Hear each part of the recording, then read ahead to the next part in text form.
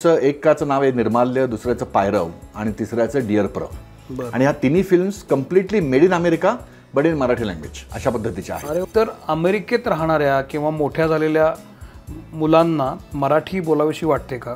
चित्रपटाला बाजारपेठ अमेरिका किंवा कॅनडामधनं त्यांना उपलब्धच नसते, त्यामुळे तिथे फक्त त्यांना पाठीवरती थाप मिळते पण खिशात काय मिळत नाही. कुठले सिनेमे तुम्ही घेता की आता मराठीमध्ये आता 100 सिनेमे बनतात, तर प्रत्येकाला असं वाटत असतं की माझा सिनेमा अमेरिकेत लागावा, त्याच्या काय क्रायटेरिया असतात, कोण ठरवत होते? पण आता नाफा ही नॉन प्रॉफिट ऑर्गनायझेशन आहे की ज्याचा पर्पज हा कम्युनिटीला हेल्प करण्यासाठी केलेल्या गोष्टी. करण जोहर स्टाईलमध्ये आपल्याला मराठीतली स्वप्न तयार करता येतील आणि मराठीतला हा कॅनव्हास मोठा करायची मला खूप इच्छा आहे. ओके, एकतर म्हणजे तिथले जे विषय आहेत ते अमेरिकेच्या कल्चरमुळे आम्हाला ओपनली मांडता पण येतात, कारण तिथल्या लोकांच्या भावना दुखवत नाहीत सहजासहजी. बरं. त्यामुळे जसे मागे सचिन पिळगावकर आले होते तेव्हा ते म्हणले की मला इथल्या महाराष्ट्राला भेटून खूप छान वाटलं. तर तेव्हा अशा पद्धतीने आता एक अमेरिकेत पण एक छोटा महाराष्ट्र तयार होऊ शकतो.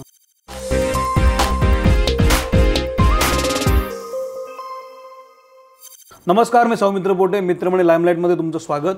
आपण नाफा फिल्म फेस्टिवलबद्दल बोलतोय, north American film associations film festival.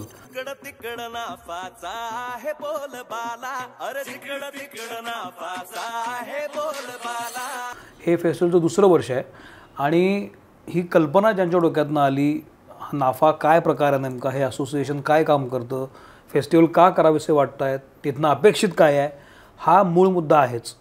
त्यासाठी आपल्यासोबत आहेत अभिजित घोलप. अभिजितजी या नाफाचे सर्वेसर्वा म्हणा किंवा ज्यांच्या डोक्यातून ही कल्पना आली ते आहेत, निर्माते आहेत. देऊळसारखा उत्तम चित्रपट, याशिवाय इतरही त्यांनी सिनेमे केलेले आहेत, पण देऊळसारखा सेन्सिबल सिनेमा त्यांनी दिलेला आहे आणि आता ते अमेरिकेमध्ये असं काहीतरी नवीन रोप लावू पाहत आहेत. तर तुमचं स्वागत सर. आणि अगदी मूळ प्रश्नच आहे की अमेरिकेमध्ये सगळं उत्तम चाललेलं असताना तुमचं तिथं काहीतरी आपण लोकांना गोळा करूया आणि फेस्टिवल उभा करूया, असं का वाटलं? सो मी त्याला ना मागे काही, जसं तू देऊळच्याबद्दल बोललास, तेव्हा देऊळ जेव्हा माझा पहिला चित्रपट मी केला त्यावेळेला तो भारतामध्ये आम्ही त्याचे बरेच शोज केले आणि म्हणजे खूप शोज होण्यासाठी हट्ट पण केला की आम्हाला थिएटर्स मिळाले पाहिजेत. त्याच्यानंतर मला असं वाटलं की आपण आता हा अमेरिकेत पण रिलीज करायला पाहिजे, पण त्यावेळेला मला कुठलाच असा प्लॅटफॉर्म मिळाला नाही की जिथे मी रिलीज करू शकतो. मग तिथल्या महाराष्ट्र मंडळांशी बोलताना असं जाणवलं की अरे तो चित्रपट तुम्ही एखाद्या शाळांमध्ये रिलीज करा किंवा मग पण तुम्हाला असे एक शोज करायला लागले. त्यावेळेला पण मी 22 शोज केले, पण ते प्रत्येक सिटीमध्ये मला जायला लागलं अमेरिकेत आणि तो इकॉनॉमिकली बेनिफिशियल मला झालाच नाही प्रकार. त्यामुळे मला काय वाटलं की बऱ्याचशा मराठी चित्रपटांची हीच कथा बरेच वर्षानुवर्षे चाललेली आहे की ज्याला आपण रडगाथा म्हणून म्हणू शकतो, की जिथे तो निर्माता बिचारा एवढा पैसे टाकून चित्रपट केलेला असतो, लोकांनी त्याला चांगली शाबासकी दिलेली असते, पण हा चित्रपटाला बाजारपेठ अमेरिका किंवा कॅनडामधनं त्यांना उपलब्धच नसते, त्यामुळे तिथे फक्त त्यांना पाठीवरती थाप मिळते पण खिशात काय मिळत नाही. तर ते करण्यासाठी कुठं ना कुठेतरी मला ती सायकल कट करायची खूप इच्छा होती. मी खूप वेळा वाट बघितली त्याला. मी स्वतः पण एक मराठी चित्रपटांचा रसिक प्रेक्षक म्हणून मला त्या चित्रपटांना पण खूप मोठं व्हावं असं वाटतं, पण त्या गोष्टी नाही झाल्या. माझ्या बऱ्याच वेळेला महेश मांजरेकर किंवा मध्ये आता रितेश देशमुख त्यांच्याशी पण बोलणं व्हायचं आणि तेव्हा पण त्यांच्याकडनं हाच टॉपिक यायचा की अरे आम्हाला तुझ्या देशातनं काही मिळतच नाही. त्यावेळेला मला काय वाटलं की आपण असं काहीतरी एक प्लॅटफॉर्म चालू करूया की ज्याच्या अनुषंगाने आपल्याला तिथेच मराठी चित्रपट सृष्टीची एक सुरुवात किंवा एक त्याचा प्रसार करणं सोपं पडू शकेल. म्हणून मग नॉर्थ अमेरिकन फिल्म असोसिएशनची सुरुवात आम्ही मागच्या वर्षी केली.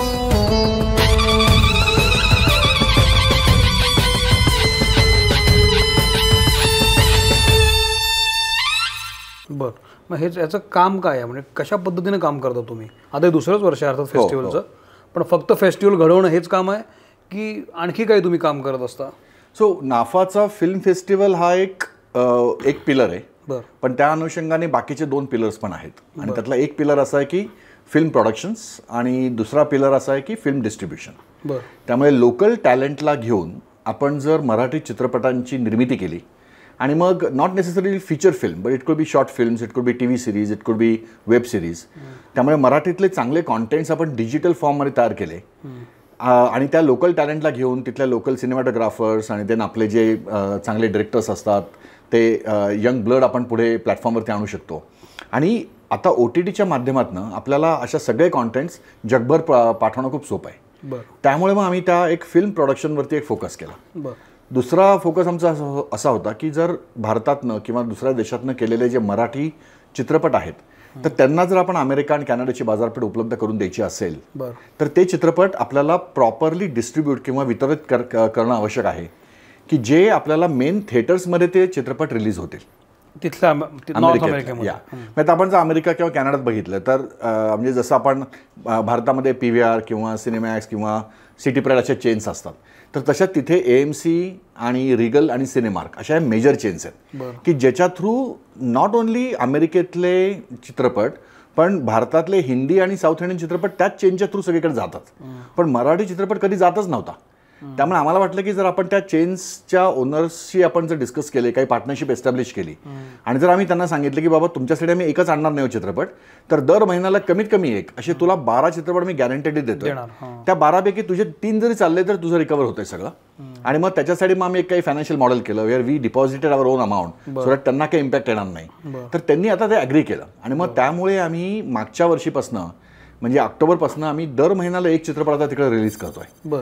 म्हणजे नवरा माझा नवसाचा 2 झाला नंतर आदिनाथ कोठारेचा पाणी आम्ही रिलीज केला नंतर सुबोधचा संगीत मानापान रिलीज केला. इनफॅक्ट संगीत मानापानचे आम्ही 117 शोज तिथे झाले आणि त्याला पूर्ण अमेरिकेतनं त्याला खूप चांगला प्रतिसाद मिळाला आणि आता हे शोज करताना प्रत्येक शहरांमध्ये आम्ही ते एकाच वेळेला जी सिनेमार्क चेन आहे किंवा रिगल चेन आहे त्यांच्याकडनं रेग्युलर शोज थिएटरला लागलेले असतात. त्यामुळे आम्ही प्रत्येक सिटीमध्ये नाफाचा एक चॅप्टर तयार केला आहे म्हणजे नाफा DC नाफा फ्लोरिडा की ज्याच्या थ्रू आम्ही प्रमोट करतो तो पिक्चर आणि मग त्यामुळे लोकांना तो जाऊन बघता येतो. आता अमेरिकन कल्चर कसं होतं की थोडंसं सॅटर्डे संडे याचा फोकस जास्त असतो त्यामुळे फ्रायडे सॅटर्डे संडेमधनं जास्तीत जास्त ते शोज चालतात आणि परत थोडंसं एक मंडे टू थर्सडे थोडा लल पिरियड असतो. पण तरी आपण जर ओव्हरऑल बघितलं तर साधारणतः जर भारतात त्यांना एक्स अमाऊंट ऑफ रुपीज मिळत असतील तर एक साधारणतः 12 ते 15% रेव्हेन्यू जरा त्यांना अमेरिकेतनं यायला लागलेले आहेत. म्हणजे आम्ही जे 8 चित्रपट आता केलेत त्या 8 जणांना इन दॅट रेंज म्हणजे काही जणांना 25% पण आलेत आणि काही जणांना 5% पण आले पण ॲव्हरेज एक 15% त्यांना रेव्हेन्यू काहीच नेण्यापेक्षा काहीतरी आणि काय नाही म्हणजे why to leave that money on the table त्यांना तो एक बेनिफिट आता सुरू झालाय की जो बेनिफिट आता खूप वाढू शकतो. मग आता याच्यामध्ये कुठले सिनेमे तुम्ही घेता की आता मराठीमध्ये आता 100 सिनेमे बनतात तर प्रत्येकाला असं वाटत असतं की माझा सिनेमा अमेरिकेत लागावा त्याच्या काय क्रायटेरिया असतात कोण ठरवत होते? आता आम्ही एक छोटीशी कमिटी फॉर्म केली की जे ते चित्रपट बघतात आणि आता म्हणजे आता आम्ही बघितलं तर जिओ सिनेमाचा एक चित्रपट रिलीज केला पॅनोरामाचा केला एव्हरेस्टचा आत्ता आम्ही एक रिलीज केला आणि राजकमलचा अशी जमवाजमी केला. त्यामुळे आता हे जे प्रोडक्शन हाऊसेस आहेत किंवा डिस्ट्रीब्युशन हाऊसेस आहेत त्यांना पण नाफाची एक ओळख झालेली आहे त्यामुळे ते पण आता आमच्याकडे अप्रोच करतात आणि माझे पण स्वतःचे वैयक्तिक संबंध असल्यामुळे त्यांच्याशी आपल्याला ते देवाणघेवाण सोपी झाली आहे. पण आता आमच्याकडे नवीन चित्रपट निर्माते आणि दिग्दर्शक पण येत आहेत. म्हणजे जर उदाहरण द्यायचं झालं तर स्थळ नावाचा चित्रपट की जो मागच्या वर्षी आम्ही नाफाच्या पहिल्या फिल्म फेस्टिवलमध्ये दाखवला तर त्या चित्रपटाला सचिन पिळगावकरांनी तो चित्रपट बघितला आणि त्यांनी तो प्रेझेंटेशनसाठी घेतला. म्हणजे अशा पद्धतीचं जी एक मॅच मेकिंग आहे आय वुड से ते पण आता नाफातनं शक्य झालं होतं अमेरिकेत झालं होतं. म्हणजे सचिन पिळगावकरांनी हा चित्रपट अमेरिकेत आमच्या नाफा फेस्टिवलला चालू असताना बघितला आणि ते विचारायला लागले की अरे हा कोण दिग्दर्शक आहे त्याचा तू चित्रपट दाखवतोयस आणि मग जयंत सोमालकर तिकडे असल्यामुळे त्यांची ओळख करून देता आली आणि मग ते त्यांची सूत जमलं म्हणजे that is what is a big advantage. बरं पण याच्यामध्ये पहिलं आता हे दुसरं वर्ष आहे. गेल्या वर्षी तुम्ही काय ठरवलं होतं आणि काय झालं आणि या वर्षी तुमच्या डोक्यात काय आहे? मागच्या वर्षी आमचे म्हणजे हे जे 3 आमचे एक आधारस्तंभ आहेत की फिल्म प्रोडक्शन्स फिल्म डिस्ट्रीब्युशन आणि फिल्म सेलिब्रेशन. तर आमचं असं होतं की 3 फिल्म आम्ही प्रोड्यूस करायच्या शॉर्ट फिल्म्स. मग त्या शॉर्ट फिल्म प्रोड्यूस करण्यासाठी मग आम्ही उमेश कुलकर्णी डॉक्टर मोहन आगाशे दिलीप प्रभावळकर यांच्या मदतीने आम्ही लोकांना थोडंसं मेंटॉरिंग आणि एक स्किल अपग्रेडेशन केलं आणि त्यांच्या मदतीने आणि तिथल्याच लोकल प्रोड्युसर्स आम्ही एकत्र आणले आणि तसा एक रिसोर्स पूल आम्ही आता तयार केला आहे. तर त्या रिसोर्स पूलमध्ये आमच्या आता सिनेमॅटोग्राफर्स आहेत डिरेक्टर्स आहेत ॲक्टर्स खूप आहेत म्युझिशियन्स आहेत पण त्याबरोबरीने काही फायनान्शियल प्रोड्युसर्स पण आम्ही आणले.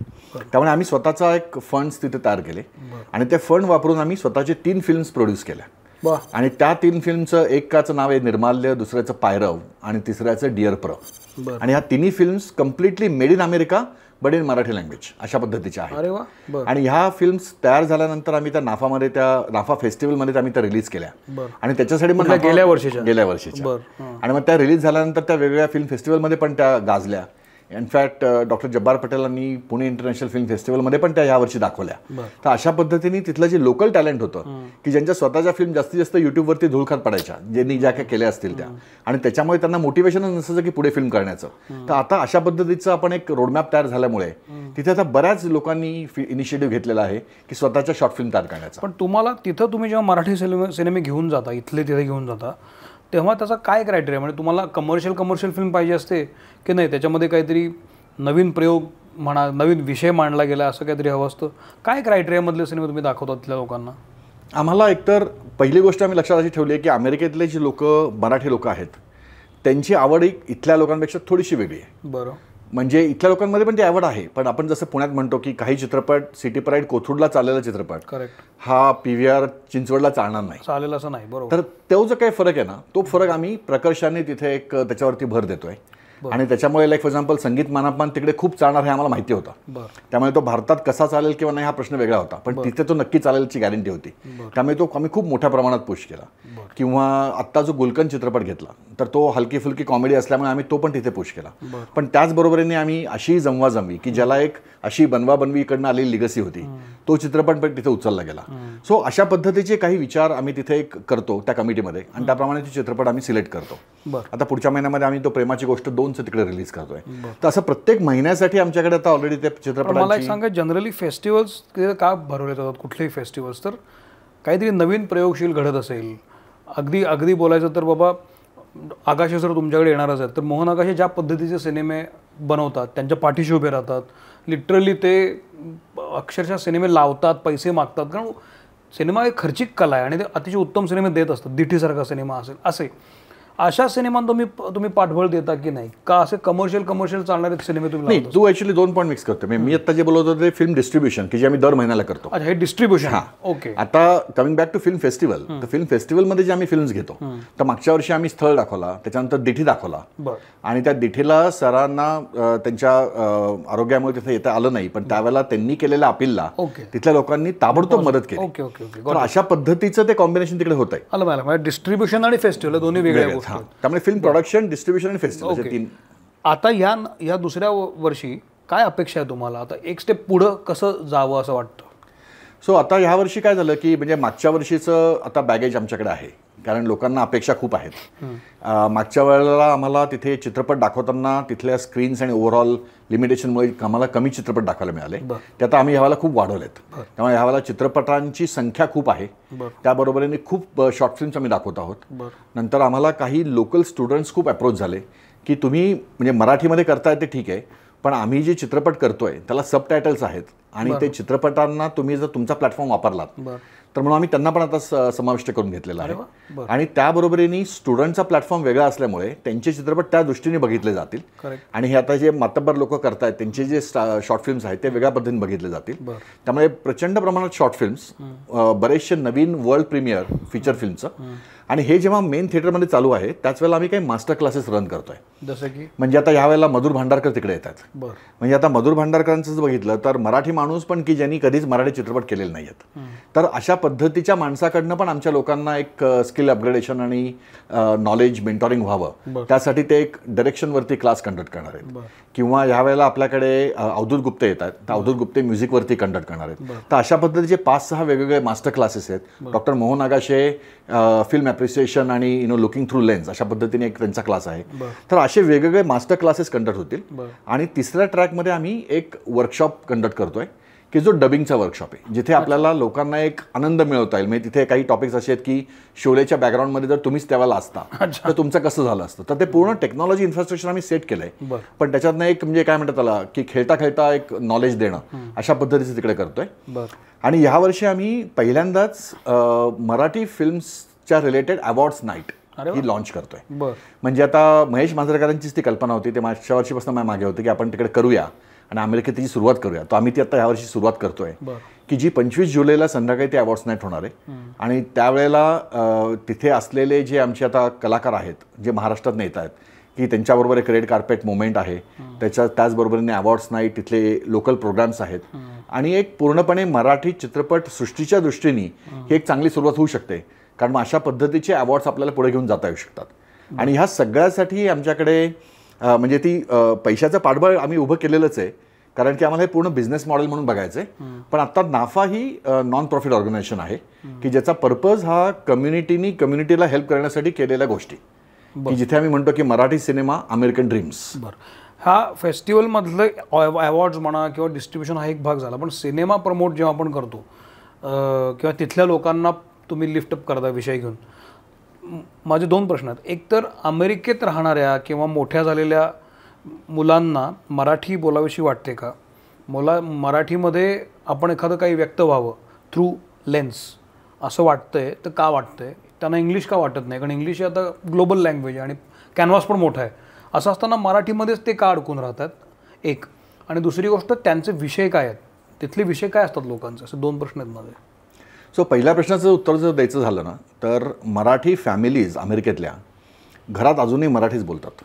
आणि त्याच्यामुळे त्या घरातली जी मुलं असतात त्यांना मराठी कळतं, त्यांना मराठी समजतं व्यवस्थित, पण त्यांचे मैत्रिणी मराठीत कधी कॉन्व्हर्ट करत नसल्यामुळे त्यांना तो कॉन्फिडन्स कमी असतो बोलण्याचा.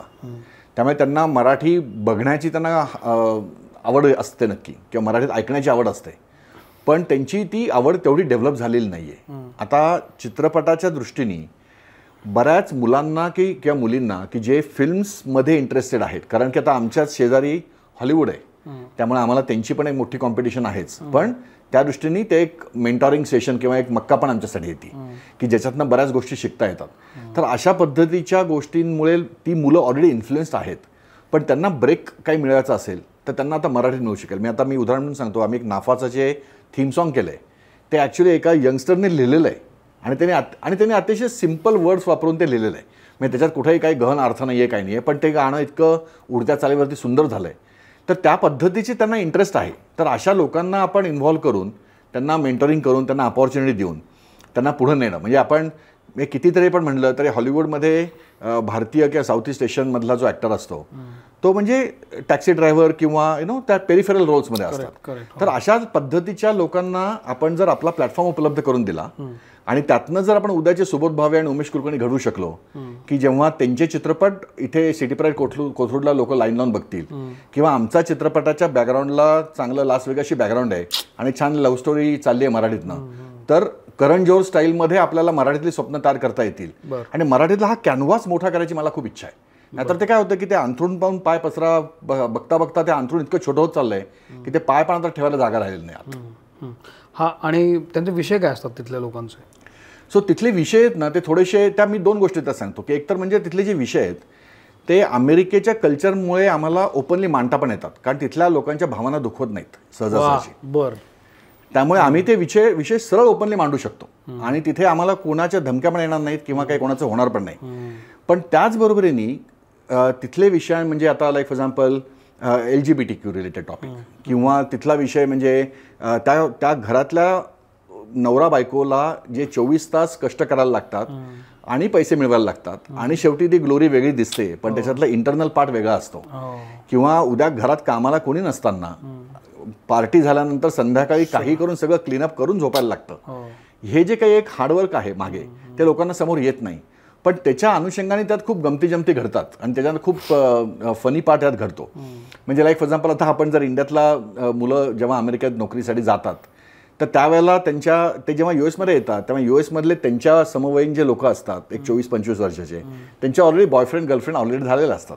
त्यामुळे हे लोक आल्यानंतर त्यांना कोणी मिळण्याचे चान्सेसच नसतात. आणि त्यामुळे मग ते जोपर्यंत ह्या पहिला बॉयफ्रेंड गर्लफ्रेंडचा ब्रेकअप येत नाही तोपर्यंत हे बिचारे कुवारे राहतात. तर अशा पण गमती जमती आहेत. त्यामुळे आता भारतामधनं पण मला सचिन पिळगावकर किंवा महेश मांजरेकर, त्यांना पण काही नवीन आयडियाज आहेत की ज्यांना ते चित्रपट अमेरिकेत करायची इच्छा आहे. तर अशा पद्धतीने आता एक अमेरिकेत पण एक छोटा महाराष्ट्र तयार होऊ शकतो. शेवटच्या टप्प्याकडे आलोय, पण ह्या नव्या दुसऱ्या वर्षामधून तुम्हाला अपेक्षित काय आहे आता? सो पहिल्यांदा जो आम्ही टेम्पो सुरू केला होता, तर त्या टेम्पोला आम्हाला सुरुवातीला धाकधूक होती की काय होईल, तर ते पहिल्या रिस्पॉन्समुळे त्याच्यानंतर कॉन्फिडन्स आला. त्यामुळे आता आम्ही अजून एक पुढचं आत्मविश्वासाचं पाऊल टाकतो ह्या वर्षी. तर याच्यानी मागच्या वर्षी जाऊन बघितलं तर आम्ही स्वतः जेव्हा 3 फिल्म प्रोड्यूस केल्या त्यावेळेला नवीन मराठीमध्ये साधारणतः 45 फिल्म्स तयार झाल्या, त्यामुळे आता आमच्याकडे 48 मराठी फिल्मचं एक गठ्ठा तयार झालेला आहे. बरं. यावर्षी आम्ही आता परत आमच्या 3 शॉर्ट फिल्म्स तयार करतोय. पण पुढच्या वर्षीपासनं आम्हाला मी आता हा फेस्टिवल झाल्यानंतर will now start working on the full length feature films. अरे बाबा. त्यामुळे हा फेस्टिवल जो आहे ना, हा असं एक इंडिकेशन आहे की आमचा पहिला माइलस्टोन कंप्लीट झाला, की ज्याच्यात आम्ही लोकांचे आवड निर्माण केली, एक रिसोर्स पूल चांगला तयार केला आहे की सांडा 850 ते 900 मेंबर्स त्याला झालेले आहेत. अरे वा. तर त्या लोकांना घेऊन आम्ही आता स्वतःचे चित्रपट करू शकतो. इन्फ्रास्ट्रक्चर आमचं कंप्लीट तयार झालं, त्यामुळे प्री पोस्ट प्रोडक्शन आमचं पूर्णपणे करू शकतो, एडिटिंग करू शकतोय. त्यामुळे आय थिंक टेस्ट मॅचसाठी आम्ही तयार आहोत, कारण रणजी खेळून झाली. बरं. तिथं मराठीतून काम करणारी जी मंडळी आहेत, दिग्दर्शक, कलाकार, ती तेवढी तोलामोलाची आहेत? म्हणजे जर त्यांना प्रॉपर गायडन्स मिळाला तर चांगलं काम करतील असे वाटतात तुम्हाला तिथं? म्हणजे त्यांना पोटेन्शियल नक्की आहे, त्यांना एक्सपिरियन्स नाही आहे. तर तो एक्सपिरियन्सची जोड आपल्याला इथल्या डायरेक्टर्स आणि इथल्या ॲक्टर्सशी आम्ही कनेक्ट करतोय. त्यांचं मेंटॉरिंग करतोय, त्यांचे month to month master classes करतोय, वर्कशॉप्स करतोय. त्यामुळे we are also taking efforts on their own skill upgradation. पण त्याच्याबरोबरीने जर आता आम्ही असा एखादा कुठला तरी एक जॉईंट प्रोजेक्टची आमची जी इच्छा आहे की भारतातला दिग्दर्शक आणि तिकडचे सगळे कलाकार याचं जर कॉम्बिनेशन आम्ही करू शकलो तर now that is a next step, की जिथे आम्ही स्वतःचा चित्रपट इन कोलॅबरेशन करू शकतो. आणि then maybe following that आम्ही आमचा स्वतःचा चित्रपट पूर्णपणे made in America in Marathi करून तो जगभर OTTच्या थ्रू आणू शकतो, चालवू शकता. आता जे तुम्ही कलाकार घेऊन चाललेला आहात तिकडे, बाबा उमेश तिथे वर्कशॉप्स घेणार आहे किंवा आगाशे सर आहेत तिथे, यावेळेला प्रत्येकाकडे काय काय जबाबदारी आहेत? सो ह्यावेळेला म्हणजे आम्ही कसं होतं की जेव्हा आम्ही कलाकार तिकडे त्यांना इन्व्हाइट करतो त्यावेळेला म्हणजे एक जण डायरेक्शन, एक जण म्युझिक, एक जण ॲक्टिंग, एक जण रायटिंग, अशा पद्धतीचे आम्ही ते सब्जेक्ट सिलेक्ट केलेले असतात. आणि त्यांना मी आता सोनाली कुलकर्णी आहे, सचिन खेडेकर आहे, मधुर भांडारकर, अवधूत गुप्ते, नंतर महेश कोठारे आहेत की ज्यांनी टेक्नॉलॉजिकली खूप नवीन नवीन प्रयोग केले. नंतर नवीन रक्तासाठी आपल्याकडे आदिनाथ कोठारे आणि वैदेही परशुरामी आहेत. तर अशा पद्धतीचे ते कॉम्बिनेशन तिथे आहेत. आणि अशा त्या लोकांची इंटरॅक्शन करणं, त्यांच्याकडनं शिकणं आणि लोकांना त्यांच्याकडनं एक अपॉर्च्युनिटी अवेलेबल करून देणं की लाईक की मराठीमध्ये पण ग्लॅमर असतं, मराठीमध्ये पण ग्रँजर असतं आणि मराठीमध्ये पण तो एक ग्लॉसीनेस असतो. तर ते आम्ही आणण्याचा प्रयत्न करतोय. त्यामुळे मराठी चित्रपट हा मराठी आहे आणि तो छोटाच राहायला पाहिजे आणि तो तुम्ही तुमच्या सेलफोनवरतीच बघायला पाहिजे. याच्यातनं जर आपण बाहेर पडायचा प्रयत्न केला आणि जर मराठी हा एक ग्लोबल म्हणून विचार केला आणि तो ग्लोबल टॉपिक जर आपण तो मराठी ॲज अ लँग्वेज म्हणून प्रेझेंट केला की जो नंतर तुमच्या वेगळ्या लँग्वेजमध्ये पण जाऊ शकेल आणि व्हाय नॉट हा चित्रपट तमिळमध्ये आला तर तिथे लोकांना पण आवडू शकेल. पण त्याच्यातले एक सिस्टीम वेगळी आहे, त्याचं एक प्रेझेंटेशन वेगळं आहे. तर त्याच्या दृष्टीने जर काही आपल्याला ॲज अ नवीन काहीतरी कॉन्ड्यूट आणता आलं तर ते करण्याचा प्रयत्न येतो. शेवटचा प्रश्न विचारतो, तुम्ही आता इथं नाफा करता तर तिथं तुमचं सगळं सिस्टीम असेल, डिपार्टमेंट्स असतील काम करणारी, कारण तो खोटा मोठा घाट आहे सगळा. तर आता तिथं किती मंडळी तुमची काम करतात, कुठल्या कुठल्या डिपार्टमेंट आता तिथं काम करायला लागलेलं आहे? सो आम्ही काय केलं आहे की आता नाफामध्ये म्हणजे जरी ती आयडिया सुरुवात झाली आणि त्याला मी कारणीभूत जरी ठरलो तरी आता आमची 12 लोकांची एक्झिक्युटिव्ह कमिटी आहे. हे लोक वेगवेगळ्या स्टेटला रिप्रेझेंट करतात. नंतर त्या कमिटीच्या खाली आम्ही काही चार्टर मेंबर्स केलेत की जे प्रत्येक शहरांमध्ये आम्ही नाफाचे चॅप्टर्स तयार केले. कारण बऱ्याच शहरांमध्ये टॅलेंट आहे पण त्यांच्याकडे पैसा टू फंड दॅट टॅलेंट आणि distribution to reach the audience हे नाही आहे. त्यामुळे ह्या 2 गोष्टी आम्ही नॅशनल लेवलला त्यांना सपोर्ट करतो. आणि मग अदरवाईज लोकली ते टॅलेंट असल्यामुळे ते कॉन्टेंट चांगले प्रोड्यूस करतात. नंतर आपल्याकडे एक जो फोकस आहे तो मास्टर क्लासेसवरती आहे. त्यामुळे वेगळ्या लोकांना एंगेज करून दर महिन्याला मास्टर क्लासेस किंवा वर्कशॉप्स अरेंज करणं. तर अशा पद्धतीच्या 12 लोकांच्या रिस्पॉन्सिबिलिटीज, त्याच्याखाली हे सगळे charter members for different cities की जे आमचे आता 44 तसे चार्टर मेंबर्स आहेत. आणि त्याच्याखाली पूर्णपणे आमचा तो 850-900 लोकांचा क्रिएटर मेंबर्स असं ते आमचं एक पिरॅमिड आहे. आणि ह्या पिरॅमिडला आम्हाला एक 3 ते 3.5 लाख मराठी लोकांपर्यंत आमचं रीच आहे. कारण 5 लाखाचं ऑन पेपर हे मराठी लोक अमेरिकेत आहेत असं वाटतं, मे बी त्याचे जास्त असेल. आणि आपण मराठी लँग्वेज ही तेवढी टॉप 5 मध्ये नसल्यामुळे we are still a minority. पण ह्याचसाठी ह्या सगळ्या कम्युनिटी एफर्टला तिथल्या मराठी लोकांनी खूप चांगला प्रतिसाद दिलाय. त्यामुळे जसे मागे सचिन पिळगावकर आले होते तेव्हा ते म्हणले की मला इथल्या महाराष्ट्राला भेटून खूप छान वाटलं. तर ते आम्हाला इतकं जाणवलं की अरे आम्ही इथं काहीतरी एक व्हॅल्यू तयार करतोय आणि then we are trying to be like your extended arms. वा, मला हे फार महत्त्वाचं वाटतं की अमेरिकेमध्ये जाऊन तिथल्या लोकांना एकत्र करून तिथली मोड बांधून तुम्ही काहीतरी नवीन करताय. तुम्हाला खूप शुभेच्छा सर. हे 2रंच वर्ष आहे त्यामुळे तसं हे 2 वर्षाचंच बाळ आहे. पण मला खात्री आहे की या 2 वर्षात जर इतकं काहीतरी घडू पाहतंय तर येत्या 4-5 वर्षामध्ये काहीतरी महत्त्वाचं एक बेस अमेरिकेत तयार होईल आणि हक्कानं इथली मंडळी तिथं जातील, तिथली मंडळी इथे येतील आणि एक नवीन आदानप्रदान सुरू होईल. आणि याची सुरुवात केल्याबद्दल खरंच तुमचं कौतुक आणि तुमचे आभार. हा एपिसोड कसा वाटला मला जरूर सांगा. नाफाबद्दल काही प्रश्न असतील तर सरांना विचारू शकता. इथं पण तुम्ही प्रश्न विचारा, मी ते सरांपर्यंत पोहोचू शकतो. पण हा एपिसोड कसा वाटला मला जरूर सांगा. आणि जर अमेरिकेमध्ये असाल, नाफाशी असोसिएट होऊ शकत असाल तर व्हा, कारण काहीतरी चांगलं घडतं आहे तिथे. अमेरिकेतल्या सगळ्या बंधू भगिनींना ही रिक्वेस्ट आहे की जोडले जा, आणि जर इंटरेस्ट असेल सिनेमा बनवण्यामध्ये तर तिथं निश्चित तुम्हाला त्याचा हातभार लागेल. Thank you very much. Thank you Abhi sir. Thank you. Thank you so much.